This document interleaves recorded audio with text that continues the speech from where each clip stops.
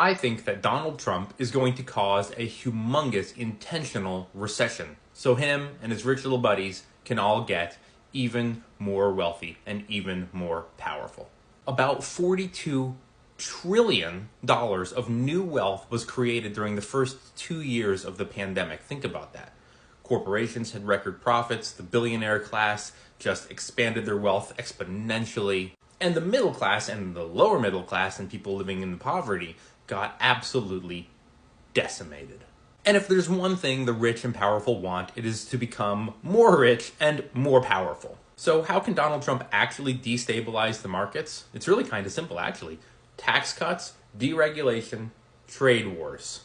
And funny enough, these are his policies. He said many times out loud that he wants to deregulate, cut taxes for the super wealthy, and impose these tariffs, which would be absolutely devastating for us. A couple things happen in recessions. One, people panic, especially with their hard-earned money, especially if they have their money invested. So they usually sell their assets, they sell their investments, oftentimes at a loss. And who is able to step in and buy those assets at much lower prices when everyone's panicking? The super wealthy.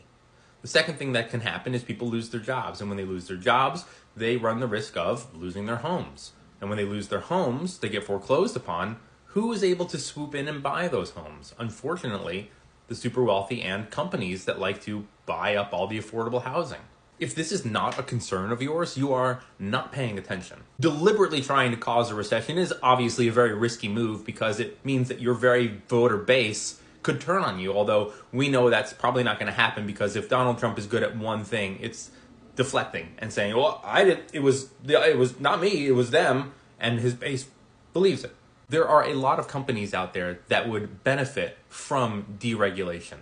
When you deregulate oil and gas companies like Exxon, you ease environmental protections, which allows companies to expand and make more money. When you deregulate banks like JP Morgan or Bank of America, you are saying that, hey, you can go do stuff that's potentially very, very risky, but very, very lucrative. When you deregulate pharmaceuticals, you can reduce oversight on pricing and marketing. So expect some medication prices to maybe go up, medication that has come down because of some policies that Biden put into place.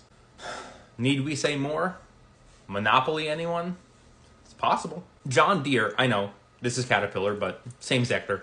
John Deere prohibited farmers from fixing up their own equipment and made $6 billion off of that. And the FTC sued them for doing so.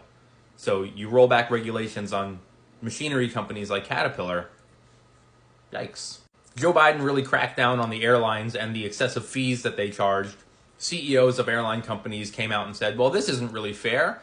Now we have to give refunds when we cancel flights? What sort of policy? That's going to hurt our business. So expect deregulation in transportation to also benefit companies like the airlines, rail, trucking. Deregulation can contribute to excessive risk-taking, which can contribute to recessions, especially if big companies crumble under the weight of their really bad decisions like we saw in 2008. Imagine if we said, hey, oil and gas companies, all those regulations, all those policies, just forget it. Do whatever you guys want. And then as a result of deregulating these companies, there was a huge, chemical plant explosion, fire, oil spill, that caused widespread damage, that impacted supply chain and the economy. Short-sighted people love deregulation because they think, oh, we're going to get away with stuff and we're going to make a lot more money a lot faster. But the long-term side effects is that consumers lose trust in the system even more, which can impact their sales down the road. And that can cause a recession. So I would be paying very close attention to a lot of Trump's new policies, including deportations, tariffs, tax cuts for the billionaires, and deregulation. Pay attention to these things because they can all have ripple effects that affect our economy and the markets.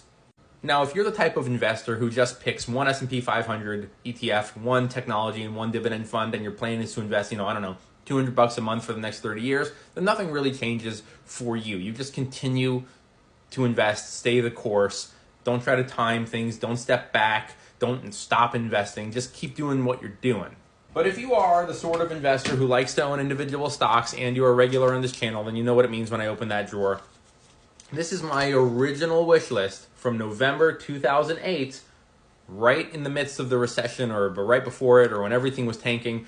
I wrote down a list of stocks that I wanted to buy, but I didn't buy. Well, I bought some, but I didn't buy all of them because I was, I think, 23 years old.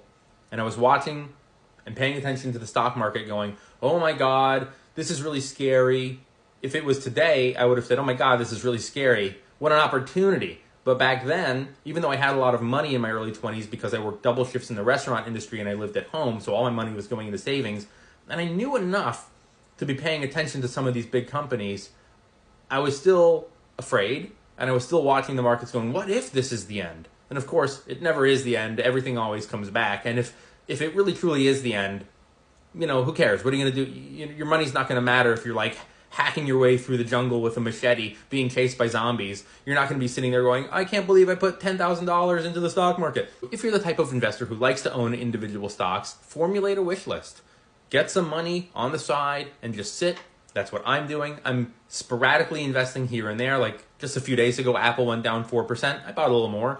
Kava took a big hit recently. I bought a little bit more, but I'm not buying as much. I'm not being as aggressive with my buying because I'm in the I think something big and bad is going to happen camp. Let me know in the comments below if you think I'm absolutely insane or if you think this is actually a likely scenario. And make sure you smash that follow. Thanks for watching. See you later.